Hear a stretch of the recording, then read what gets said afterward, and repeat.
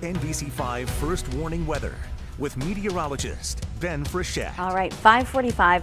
This is the kind of cold where when you put hand cream on, 5 minutes later it's time to reapply. Yes, it's definitely cold out there, but Ben, you were saying that we have a warm-up coming. We do, yeah. This is the last day of cracked hands and chapped lips for a little while, guys, because we start to warm into the 40s and 50s as we think about the rest of the week. However, it's not a totally dry forecast. Today may be quiet. Tomorrow, we have strong winds gusting over 50 miles per hour for some of us, and then the rain, wind, and some snow all arrive Thursday into Friday. So a very busy forecast as we look at the next couple of days.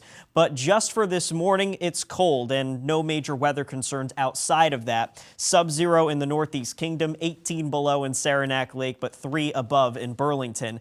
This afternoon, most of us are right around the 20-degree mark, a little warmer as you head farther south.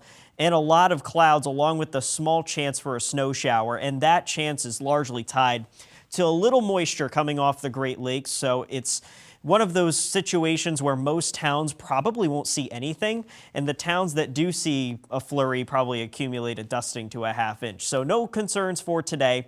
Tomorrow is actually mostly dry, but remember, the wind is howling out of the south all throughout Wednesday, so even though you'll see a little bit of sun, prepare for some strong winds, especially in the Champlain Valley.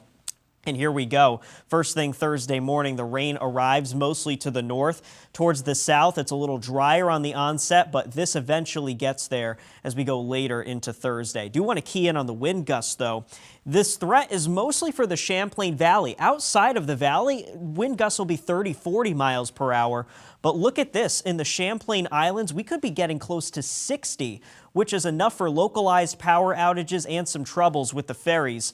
And the wind looks to remain strong through most of Wednesday before tapering off Wednesday night. And this is the storm Thursday into Friday. Again, starts as rain for most of Thursday. Low pressure rides along this stationary front, which enhances the rain Thursday night. Then a brief switch to snow early Friday morning, and then out this goes by Friday afternoon.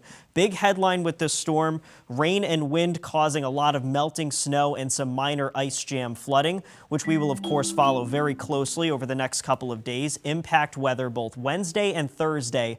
Morning snow showers for Friday, giving way to a mostly quiet and seasonable President's Day weekend. Back to you.